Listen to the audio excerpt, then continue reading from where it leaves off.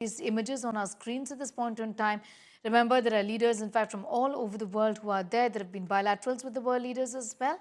The Prime Minister in a photo opportunity right there with so many delegates and live.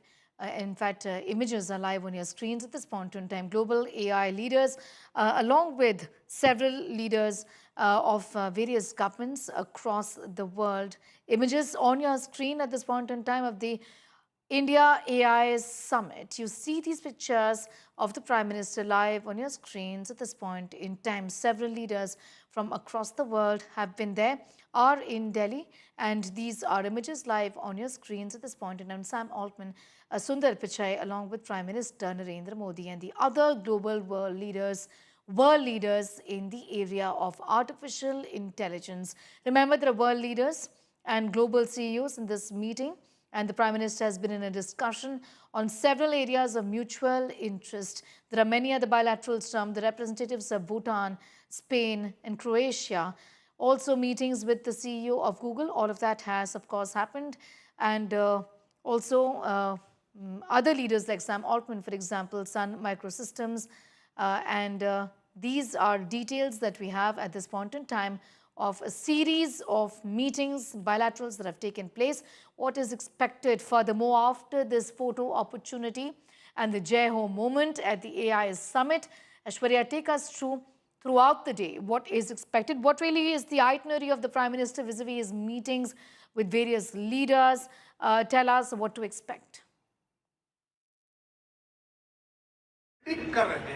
Well, now, Sneha, what we will see is the Prime Minister along with the top leaders moving through the AI Summit, and then we will see at about 12 o'clock the other leaders and also the top CEOs. All of them will be speaking at about 12 o'clock. After that, the important CEO roundtable is at 5:30 p.m. today. In this CEO roundtable conference, the broad contours of what the world really needs to keep in mind and how we need different kind of, because see, at the moment what's happening, every country has a different framework, and according to that framework they are looking at AI, they are trying to protect their own people. But what is the need of the hour is an international law of sorts, international broad rules that one needs to follow, and this is something that the stakeholders also now need to be very, very cautious about, because these are the platforms, the social media platforms, they also need to come out and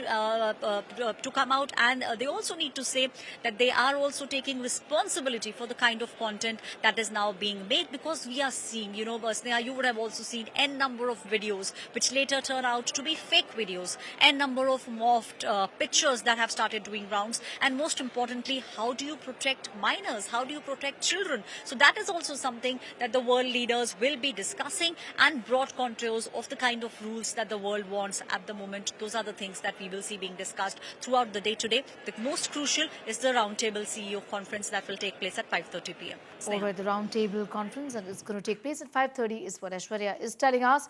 Once again, for our viewers, the Prime Minister spoke about MANOV.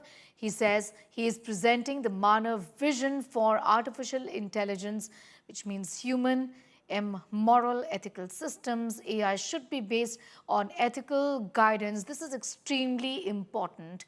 Aishwarya, the very fact that he spoke about the need for an ethical guidance and an ethical framework in which we all should be, in fact, using artificial intelligence to leverage for our advantage, but there can't be it has to be within the framework of an ethical guidance, and that becomes extremely important as far as the use of AI is concerned, because in the recent instances, we have in fact seen the misuse of AI on several fronts. India is looking at that aspect also very closely.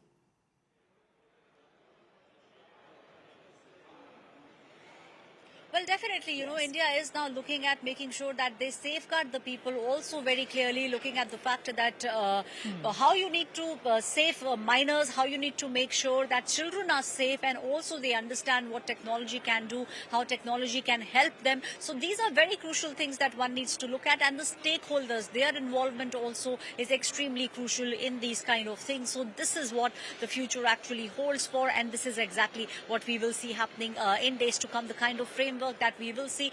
The framework will also have, these things in mind, and that's why the stakeholders also, over the course of the past many years, have been asked what kind of things do they want to, what is it that they want to add, and how is it that we can safeguard minors and children. All those things being very closely looked at the moment. Also, one thing which is very, very clear from India's point of view, this is the change that India wants to see, because from now we will be able to make that leap, we will be able to move forward, and technology will actually help India, from making that shift, the gear change that the government actually is hoping for, that gear change from now to 2047, the next 2 decades.